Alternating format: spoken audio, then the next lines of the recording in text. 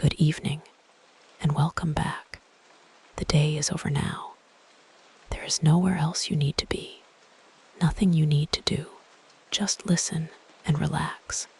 Tonight, we return to the dreamlike world of Wonderland, a place where logic bends, time behaves strangely, and every path leads to something unexpected. We'll continue with chapters Roman 8, Roman 9, and X of Alice's adventures in Wonderland. Let the story unfold gently around you like a pleasant dream. And if sleep finds you along the way, that's perfectly all right.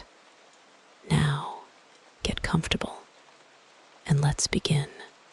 Chapter 8, The Queen's Croquet-Ground. A large rose tree stood near the entrance of the garden. The roses growing on it were white, but there were 3 gardeners at it, busily painting them red. Alice thought this a very curious thing, and she went nearer to watch them. And just as she came up to them, she heard one of them say, "Look out now, 5. Don't go splashing paint over me like that." "I couldn't help it," said 5, in a sulky tone. 7 jogged my elbow, on which 7 looked up and said, "That's right, 5. Always lay the blame on others. You'd better not talk," said 5. "I heard the Queen say only yesterday you deserved to be beheaded." "What for?" said the one who had spoken first. "That's none of your business, too," said 7. "Yes, it is his business," said 5. "And I'll tell him. It was for bringing the cook tulip roots instead of onions." 7 flung down his brush and had just begun. Well, of all the unjust things, when his eye chanced to fall upon Alice as she stood watching them, and he checked himself suddenly. The others looked round also, and all of them bowed low. "Would you tell me," said Alice, a little timidly, "why you are painting those roses?" 5 and 7 said nothing, but looked at 2. 2 began in a low voice. "Why, the fact is, you see, miss, this here ought to have been a red rose tree, and we put a white one in by mistake. And if the Queen was to find it out, we should all have our heads cut off, you know. So you see, miss, we're doing our best before she comes to." At this moment 5, who had been anxiously looking across the garden, called out, "The Queen, the Queen," and the 3 gardeners instantly threw themselves flat upon their faces. There was a sound of many footsteps, and Alice looked round, eager to see the Queen. First came 10 soldiers carrying clubs. These were all shaped like the 3 gardeners, oblong and flat, with their hands and feet at the corners. Next, the 10 courtiers. These were ornamented all over with diamonds, and walked 2 and 2, as the soldiers did. After these came the royal children. There were 10 of them, and the little dears came jumping merrily along hand in hand. In couples, they were all ornamented with hearts. Next came the guests, mostly kings and queens, and among them Alice recognized the white rabbit. It was talking in a hurried, nervous manner, smiling at everything that was said, and went by without noticing her. Then followed the Knave of Hearts, carrying the king's crown on a crimson velvet cushion. And last of all this grand procession came the King and Queen of Hearts. Alice was rather doubtful whether she ought not to lie down on her face, like the three gardeners, but she could not remember ever having heard of such a rule at processions. And besides, what would be the use of a procession, thought she, if people had all to lie down upon their faces so that they couldn't see it? So she stood still where she was and waited. When the procession came opposite to Alice, they all stopped and looked at her, and the Queen said severely, "Who is this?" She said it to the Knave of Hearts, who only bowed and smiled in reply. "Idiot," said the Queen, tossing her head impatiently. And turning to Alice, she went on, "What's your name, child?" "My name is Alice, so please your Majesty," said Alice very politely. But she added to herself, "Why, they're only a pack of cards, after all. I needn't be afraid of them. And who are these?" said the Queen, pointing to the three gardeners who were lying round the rose tree. "How should I know?" said Alice, surprised at her own courage. "It's no business of mine." The Queen turned crimson with fury, and, after glaring at her for a moment like a wild beast, screamed, "Off with her head! Off!" "Nonsense," said Alice very loudly and decidedly, and the Queen was silent. The King laid his hand upon her arm and timidly said, "Consider, my dear, she is only a child." The Queen turned angrily away from him and said to the knave, "Turn them over."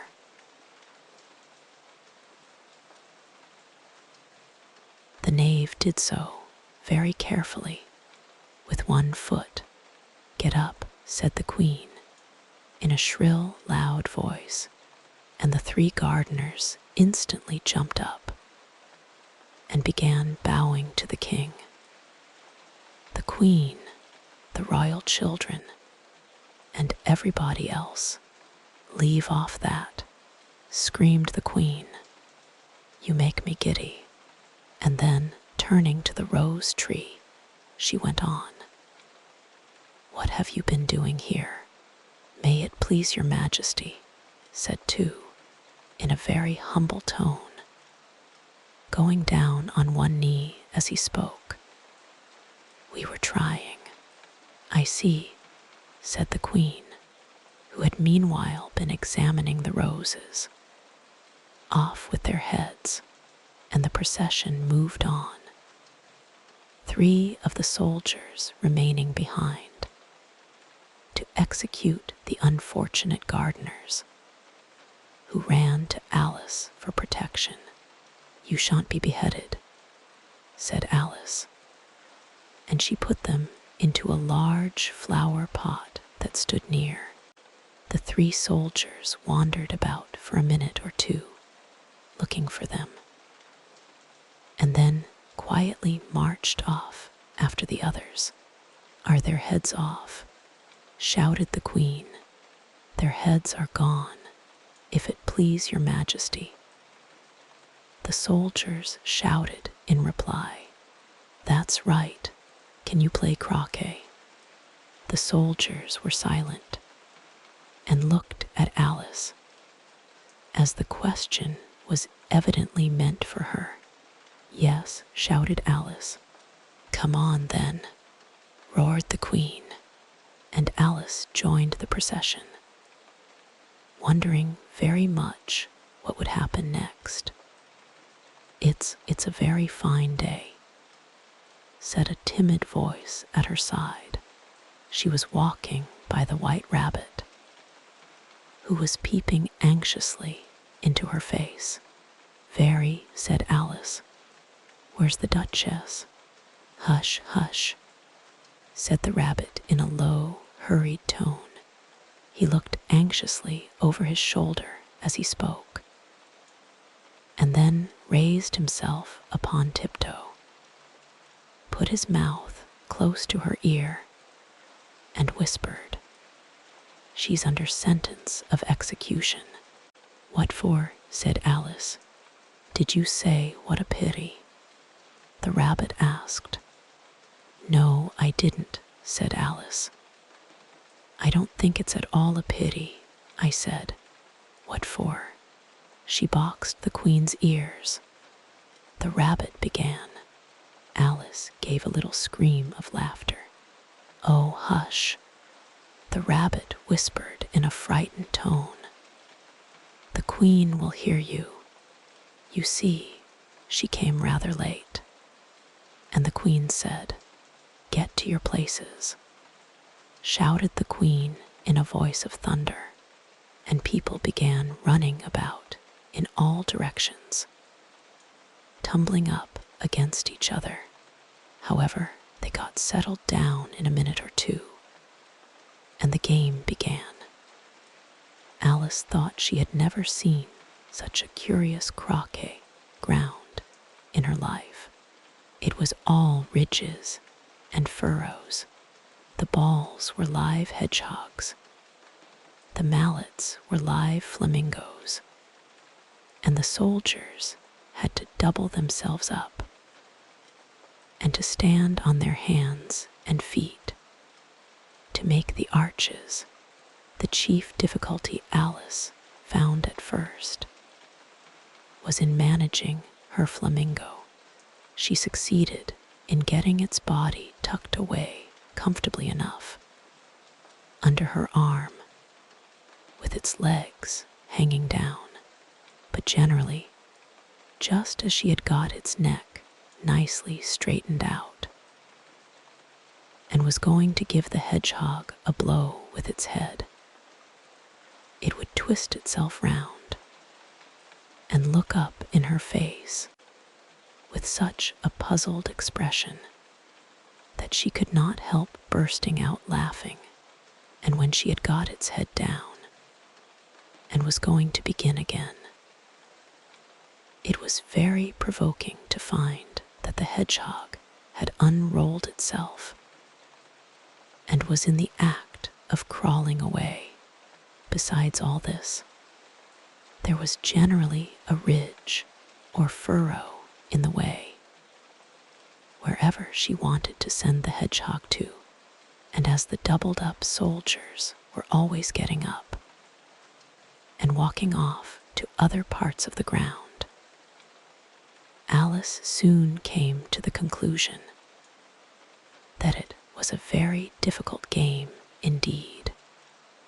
The players all played at once without waiting for turns, quarreling all the while, and fighting for the hedgehogs, and in a very short time the Queen was in a furious passion, and went stamping about and shouting, "Off with his head," or "Off with her head." About once in a minute, Alice began to feel very uneasy. "They are dreadfully fond of beheading people here," she thought. "The great wonder is that there's anyone left alive." She was looking about for some way of escape when she noticed a curious appearance in the air. It puzzled her very much at first, but after watching it a minute or two, she made it out to be a grin, and she said to herself, "It's the Cheshire Cat. Now I shall have somebody to talk to. How are you getting on?" said the cat, as soon as there was mouth enough for it to speak with.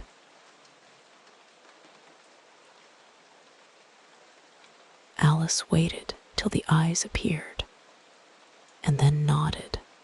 It's no use speaking to it, she thought, till its ears have come, or at least one of them. In another minute, the whole head appeared, and then Alice put down her flamingo and began an account of the game, feeling very glad she had someone to listen to her. I don't think they play at all fairly, Alice began, in rather a complaining tone, and they all quarrel so dreadfully. One can't hear oneself speak, and they don't seem to have any rules in particular. At least, if there are, nobody attends to them, and you've no idea how confusing it is, all the things being alive. For instance, there's the arch I've got to go through next, walking about at the other end of the ground, and I should have croqueted the queen's hedgehog just now. Only it ran away when it saw mine coming. How do you like the queen? Said the cat in a low voice. Not at all, said Alice. She's so extremely. Just then she noticed that the queen was close behind her, listening, likely to win, that it's hardly worth while finishing the game. The queen smiled and passed on. Who are you talking to?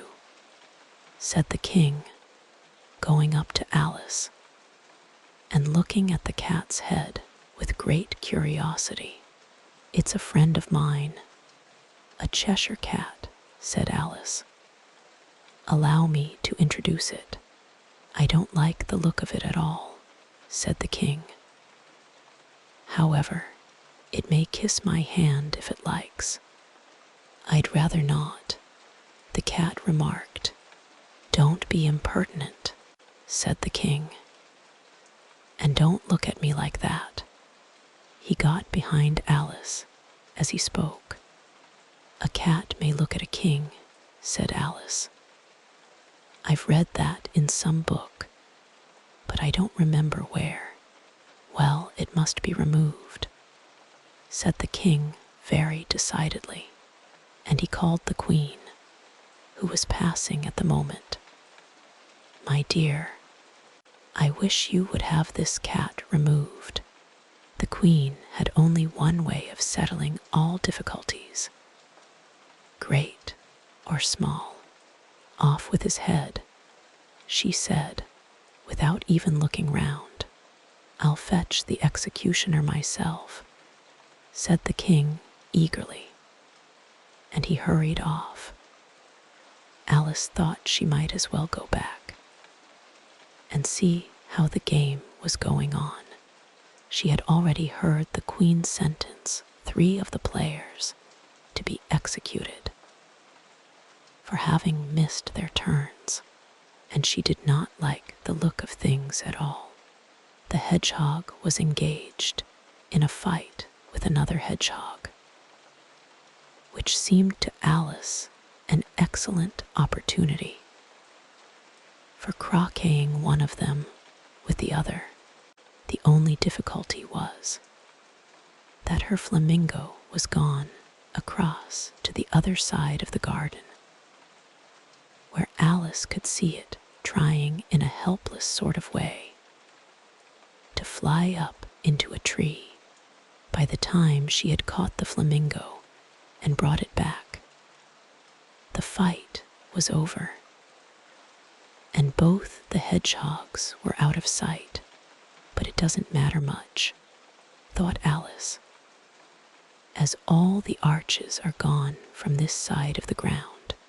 When she got back to the Cheshire Cat, she was surprised to find quite a large crowd collected round it.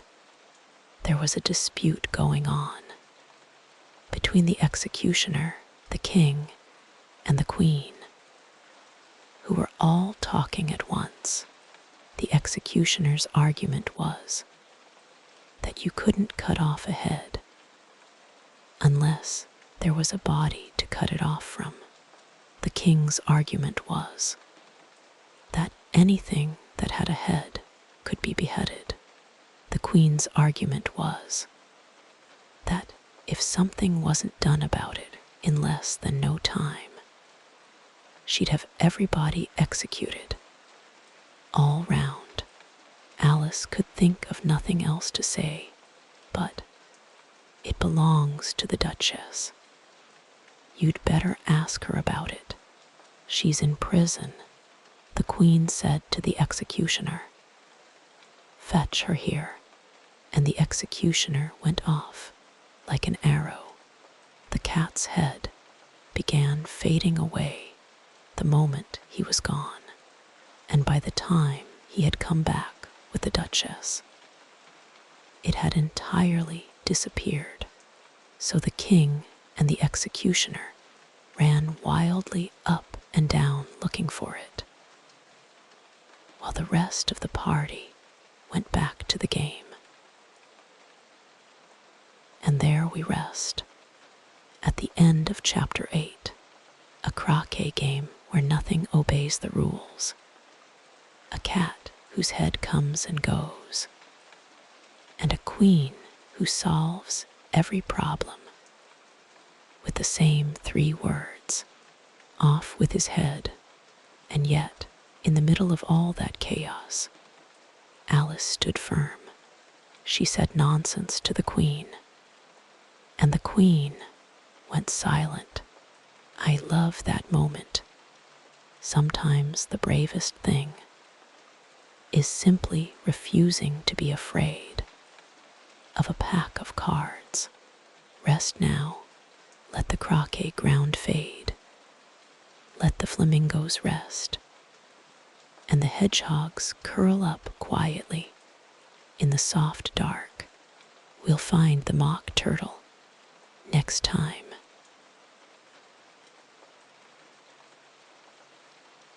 Chapter 9. The Mock Turtle Story.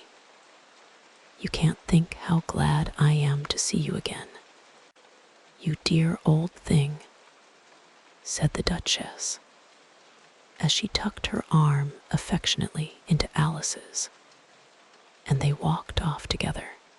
Alice was very glad to find her in such a pleasant temper, and thought to herself that perhaps it was only the pepper that had made her so savage when they met in the kitchen. When I'm a duchess, she said to herself, not in a very hopeful tone though, I won't have any pepper in my kitchen at all.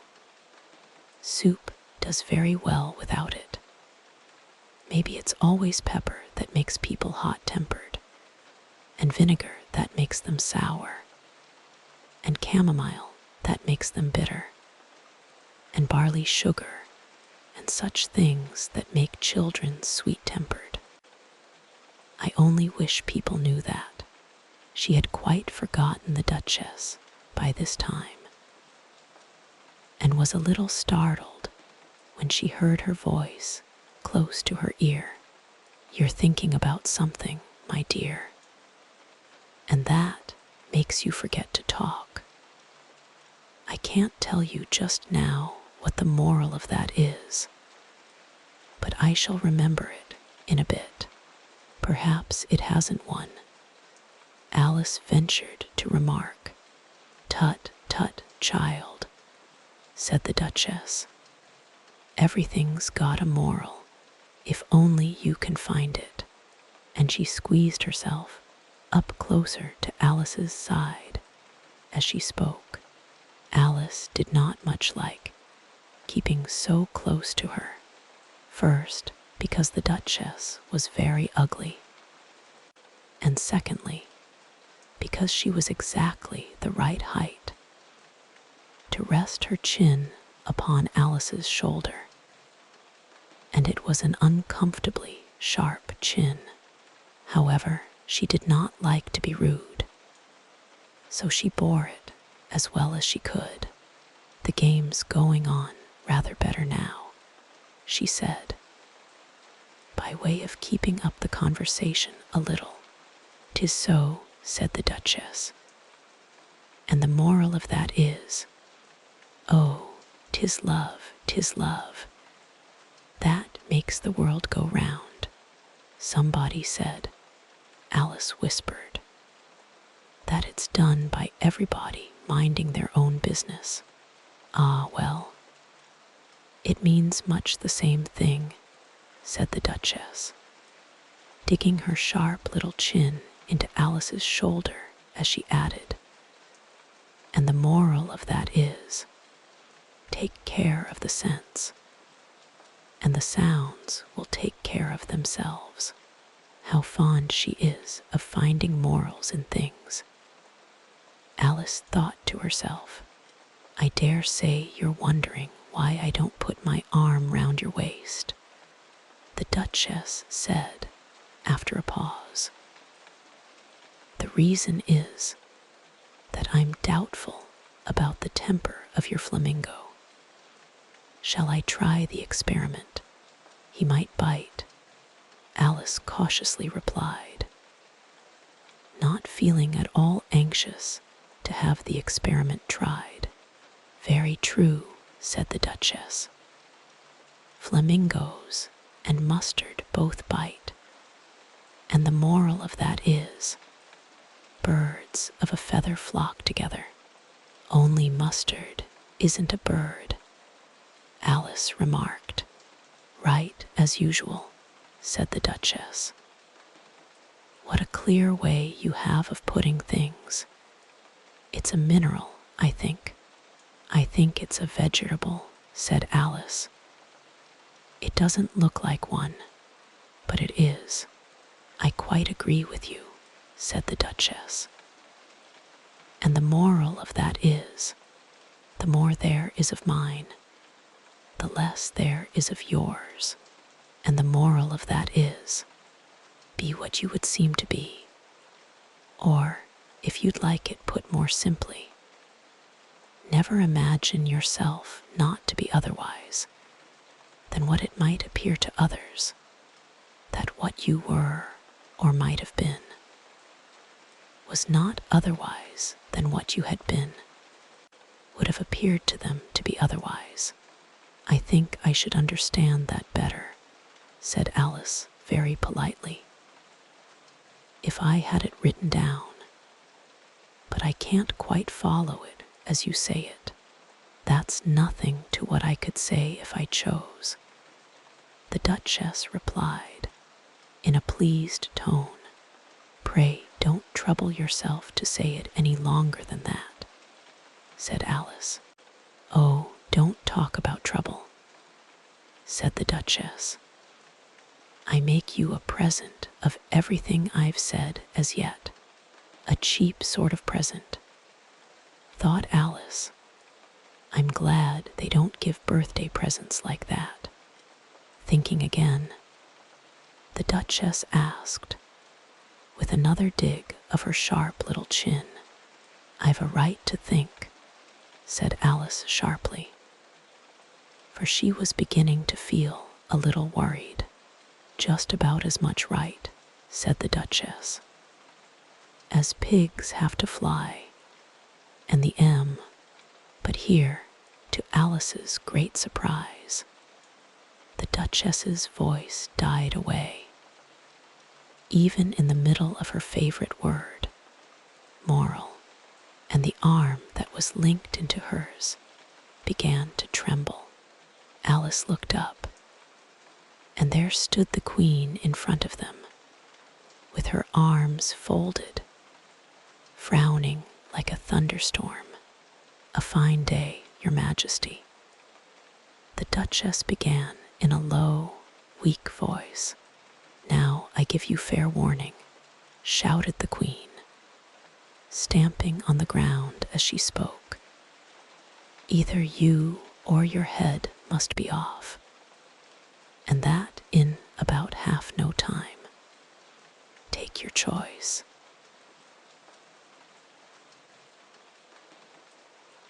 The Duchess took her choice and was gone in a moment.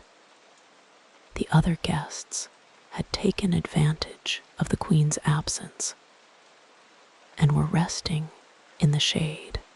However, the moment they saw her, they hurried back to the game, the Queen merely remarking that a moment's delay would cost them their lives. All the time they were playing, the Queen never left off quarreling with the other players and shouting, "Off with his head," or "Off with her head." Those whom she sentenced were taken into custody by the soldiers, who, of course, had to leave off being arches to do this, so that by the end of half an hour or so, there were no arches left, and all the players, except the King, the Queen, and Alice, were in custody and under sentence of execution. Then the Queen left off, quite out of breath, and said to Alice, "Have you seen the mock turtle yet?" "No," said Alice. "I don't even know what a mock turtle is." "It's the thing mock turtle soup is made from," said the Queen. "I never saw one or heard of one," said Alice. "Come on, then," said the Queen, "and he shall tell you his history," as they walked off together. Alice heard the King say in a low voice to the company generally, "You are all pardoned. Come, that's a good thing," she said to herself, for she had felt quite unhappy.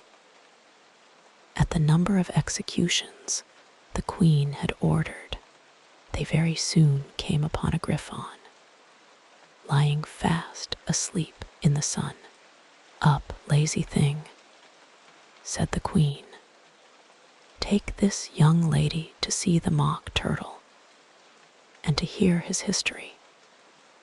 I must go back and see after some executions I have ordered." And she walked off, leaving Alice alone with the griffon. Alice did not quite like the look of the creature, but on the whole, she thought it would be quite as safe to stay with it as to go after that savage Queen. So she waited. The griffon sat up and rubbed its eyes. Then it watched the Queen till she was out of sight. Then it chuckled. "What fun," said the griffon, half to itself, half to Alice. "What is the fun?" said Alice. "Why, she," said the griffon. "It's all her fancy, that. They never executes nobody, you know. Come on. Everybody says come on here," thought Alice, as she went slowly after it. "I never was so ordered about in all my life, never." They had not gone far before they saw the mock turtle in the distance, sitting sad and lonely on a little ledge of rock. And as they came nearer, Alice could hear him sighing, as if his heart would break. She pitied him deeply.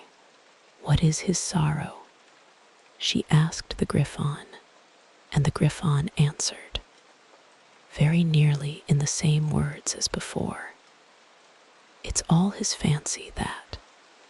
He hasn't got no sorrow, you know. Come on." So they went up to the mock turtle, who looked at them with large eyes full of tears, but said nothing. "This here young lady," said the griffon, "she wants for to know your history, she do." "I'll tell it her," said the mock turtle in a deep, hollow tone. "Sit down, both of you, and don't speak a word till I've finished." So they sat down, Nobody spoke for some minutes. I don't see how he can ever finish. If he doesn't begin, thought Alice, but she waited patiently. Once, said the Mock Turtle at last, with a deep sigh, I was a real turtle. These words were followed by a very long silence, broken only by an occasional exclamation from the Griffon, and the constant, heavy sobbing of the Mock Turtle. Alice was very nearly getting up and saying, Thank you, sir, for your interesting story, but she could not help thinking there must be more to come. So she sat still and said nothing. When we were little, the Mock Turtle went on at last, more calmly, though still sobbing a little now and then. We went to school in the sea. The master was an old turtle. We used to call him Tortoise. Why did you call him Tortoise, if he wasn't one? Alice asked. We called him Tortoise because he taught us, said the Mock Turtle angrily. Really, you are very dull. You ought to be ashamed of yourself for asking such a simple question, added the Griffon, and then they both sat silent and looked at poor Alice, who felt ready to sink into the earth. At last the Griffon said to the Mock Turtle, Drive on, old fellow. Don't be all day about it. And he went on in these words. Yes, we went to school in the sea, though you mayn't believe it. I never said I didn't, interrupted Alice. You did, said the Mock Turtle. Hold your tongue, added the Griffon, before Alice could speak again, and the Mock Turtle went on. And there we pause, at the end of chapter 9.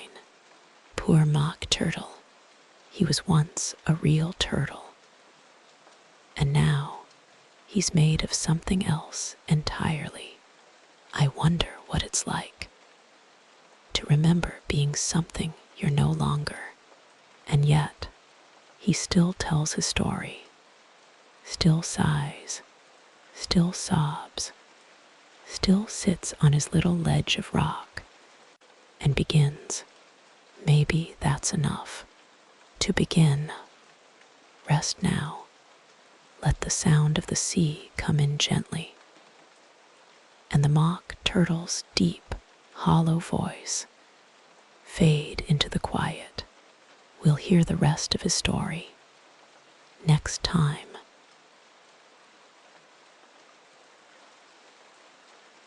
We had the best of educations. In fact, we went to school every day. I've been to a day school too, said Alice. You needn't be so proud as all that. With extras? Asked the Mock Turtle a little anxiously. Yes, said Alice. We learned French and music. And washing, said the Mock Turtle. Certainly not, said Alice indignantly. Ah, then yours wasn't a really good school, said the Mock Turtle in a tone of great relief. Now, at ours they had at the end of the bill French, music, and washing. Extra. You couldn't have wanted it much, said Alice. Living at the bottom of the sea, I couldn't afford to learn it, said the Mock Turtle with a sigh. I only took the regular course. What was that? Inquired Alice. Reeling and writhing, of course, to begin with, the Mock Turtle replied. And then the different branches of arithmetic, ambition, distraction, Uglification and derision. I never heard of uglification, Alice ventured to say. What is it? The Griffon lifted up both its paws in surprise. What? Never heard of uglifying. You know what to beautify is, I suppose. Yes, said Alice doubtfully. It means to make anything prettier. Well then, the Griffon went on. If you don't know what to uglify is, you are a simpleton. Alice did not feel encouraged to ask any more questions about it. So she turned to the Mock Turtle and said, What else had you to learn? Well, there was mystery. The Mock Turtle replied, counting off the subjects on his flappers. Mystery, ancient and modern, with seaography, then drawling. The drawling master was an old conger eel that used to come once a week. He taught us drawling, stretching, and fainting in coils. What was that like? Said Alice. Well, I can't show it you myself, the Mock Turtle said. I'm too stiff, and the Griffon never learnt it. Hadn't time, said the Griffon. I went to the classics master, though. He was an old crab, he was. I never went to him, the Mock Turtle said with a sigh. He taught laughing and grief, they used to say. So he did,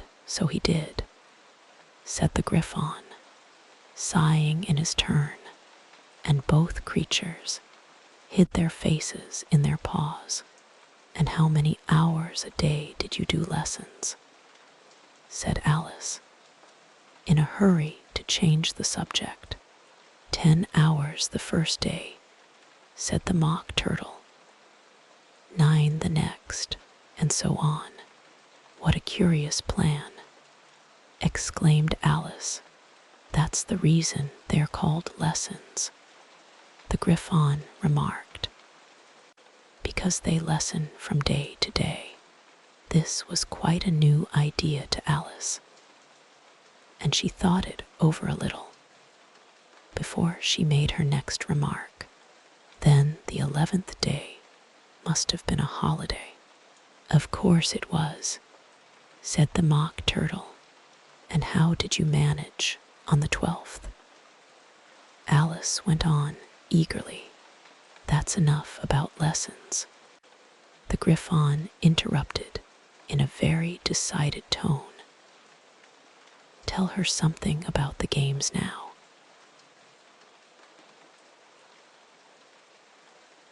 Chapter 10. The Lobster Quadrille. The Mock Turtle sighed deeply and drew the back of one flapper across his eyes. He looked at Alice and tried to speak, but for a minute or two sobs choked his voice. At last the Mock Turtle recovered his voice, and, with tears running down his cheeks, he went on again. You may not have lived much under the sea. I haven't, said Alice, and perhaps you were never even introduced to a lobster. Alice began to say, I once tasted, but checked herself hastily and said, No, never, so you can have no idea what a delightful thing a lobster quadrille is. No, indeed, said Alice. What sort of a dance is it? Why, said the Griffon, you first form into a line along the seashore. 2 lines, cried the Mock Turtle. Seals, turtles, salmon, and so on. Then, when you've cleared all the jellyfish out of the way, that generally takes some time, interrupted the Griffon. You advance twice, each with a lobster as a partner, cried the Griffon. Of course, the Mock Turtle said. Advance twice, set to partners, change lobsters, and retire in same order, continued the Griffon. Then, the Mock Turtle went on. You throw the lobsters, shouted the Griffon with a bound into the air, as far out to sea as you can. Swim after them, screamed the Griffon. Turn a somersault in the sea, cried the Mock Turtle, capering wildly about. Change lobsters again, yelled the Griffon at the top of its voice. Back to land again. And that's all the first figure, said the Mock Turtle, suddenly dropping his voice, and the two creatures, who had been jumping about like mad things all this time, sat down again, very sadly and quietly, and looked at Alice. It must be a very pretty dance, said Alice timidly. Would you like to see a little of it?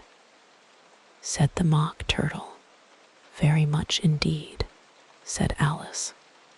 Come, let's try the first figure, said the Mock Turtle to the Griffon. We can do without lobsters, which shall sing. Oh, you sing, said the Griffon. I've forgotten the words. So they began solemnly dancing round and round Alice, every now and then treading on her toes when they passed too close, and waving their forepaws to mark the time, while the Mock Turtle sang this, very slowly and sadly. Will you walk a little faster? Said a whiting to a snail. There's a porpoise close behind us, and he's treading on my tail. See how eagerly the lobsters and the turtles all advance. They are waiting on the shingle. Will you come and join the dance? Will you, won't you, will you, won't you? Will you join the dance? Will you, won't you, will you, won't you?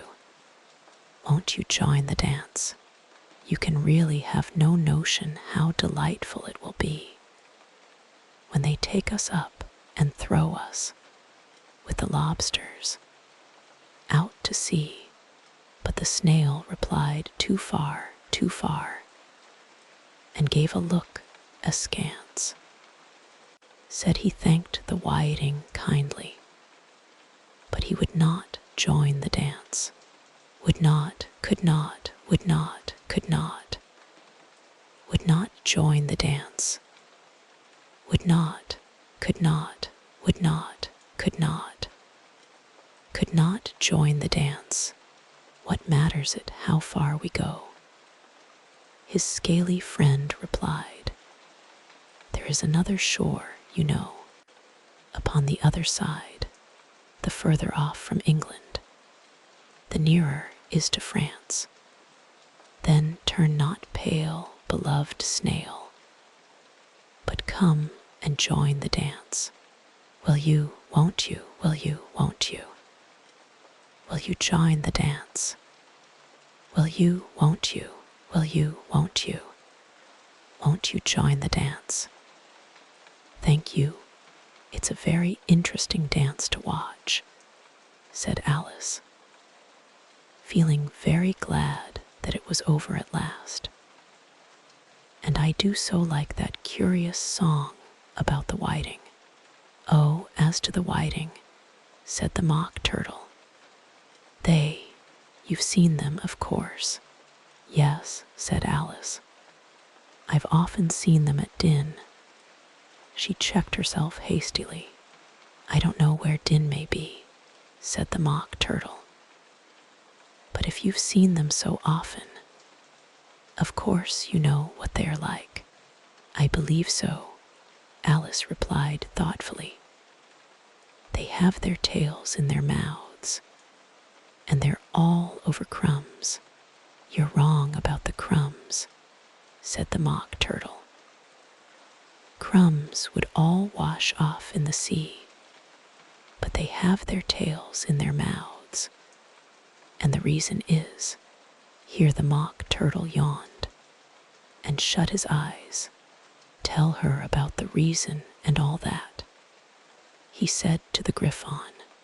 The reason is, said the Griffon, that they would go with the lobsters to the dance.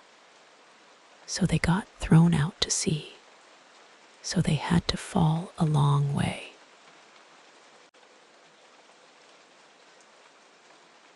So they got their tails fast in their mouths, so they couldn't get them out again. That's all. Thank you, said Alice. It's very interesting. I never knew so much about a whiting before. I can tell you more than that, if you like, said the Griffon. Do you know why it's called a whiting? I never thought about it, said Alice. Why, it does the boots and shoes. The Griffon replied very solemnly, does the boots and shoes. She repeated in a wondering tone, why, what are your shoes done with? Said the Griffon. I mean, what makes them so shiny? Alice looked down at them and considered a little before she gave her answer. They're done with blacking, I believe. Boots and shoes under the sea, the Griffon went on in a deep voice, are done with a whiting. Now you know. And what are they made of? Alice asked in a tone of great curiosity. Soles and eels, of course. The Griffon replied rather impatiently. Any shrimp could have told you that. If I'd been the whiting, said Alice, whose thoughts were still running on the song, I'd have said to the porpoise, keep back, please. We don't want you with us. They were obliged to have him with them. The Mock Turtle said, no wise fish would go anywhere without a porpoise. Wouldn't it really? Said Alice in a tone of great surprise. Of course not, said the Mock Turtle. Why, if a fish came to me and told me he was going a journey, I should say with what porpoise? Don't you mean purpose? Said Alice. I mean what I say. The Mock Turtle replied in an offended tone, and the Griffon added, come, let's hear some of your adventures. I could tell you my adventures, beginning from this morning, said Alice a little timidly. But it's no use going back to yesterday, because I was a different person then. Explain all that, said the Mock Turtle. No, no. The adventures first, said the Griffon in an impatient tone. Explanations take such a dreadful time, so Alice began telling them her adventures. From the time when she first saw the white rabbit, she was a little nervous about it just at first. The two creatures got so close to her, one on each side, and opened their eyes and mouths so very wide, but she gained courage as she went on. Her listeners were perfectly quiet, till she got to the part about her repeating, you are old, Father William, to the caterpillar, and the words all coming out different. And then the Mock Turtle drew a long breath and and said, "That's very curious. It's all about as curious as it can be," said the Griffon. "It all came different." The Mock Turtle repeated thoughtfully, "I should like to hear her try and repeat something now. Tell her to begin." He looked at the Griffon, as if he thought it had some kind of authority over Alice. "Stand up and repeat." "'Tis the voice of the sluggard," said the Griffon. "How the creatures order one about, and make one repeat lessons," thought Alice. "I might as well be at school at once." However, she got up and began to repeat it, but her head was so full of the Lobster Quadrille that she hardly knew what she was saying, and the words came very queer indeed. "'Tis the voice of the lobster. I heard him declare, 'You have baked me too brown. I must sugar my hair, as a duck with its eyelids, so he with his nose trims his belt and his buttons and turns out his toes. That's different from what I used to say when I was a child," said the Griffon. "Well, I never heard it before," said the Mock Turtle, "but it sounds uncommon nonsense." Alice said nothing. She had sat down with her face in her hands, wondering if anything would ever happen in a natural way again. "I should like to have it explained," said the Mock Turtle. "She can't explain it," said the Griffon hastily. "Go on with the next verse." "But about his toes," the Mock Turtle persisted. "How could he turn them out with his nose, you know? It's the first position in dancing," Alice said, but was dreadfully puzzled by the whole thing and longed to change the subject. "Go on with the next verse," the Griffon repeated impatiently. "It begins, 'I passed by his garden.'" Alice did not dare to disobey, though she felt sure it would all come wrong, and she went on in a trembling voice, "I passed by his garden, and marked with one eye how the owl and the panther were sharing a pie. The panther took pie crust and gravy and meat, while the owl had the dish as its share of the treat. When the pie was all finished, the owl, as a gift, was kindly permitted to pocket the spoon, while the panther received knife and fork with a growl, and concluded the banquet.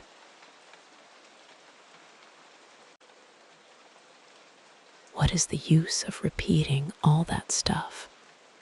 the Mock Turtle interrupted, "if you don't explain it as you go on. It's by far the most confusing thing I ever heard." "Yes, I think you'd better leave off," said the Griffon, and Alice was only too glad to do so. "Shall we try another figure of the Lobster Quadrille?" the Griffon went on. "Or would you like the Mock Turtle to sing you a song?" "Oh, a song, please, if the Mock Turtle would be so kind," Alice replied so eagerly that the Griffon said in a rather offended tone, "H.M. No accounting for tastes. Sing her turtle soup, will you, old fellow?"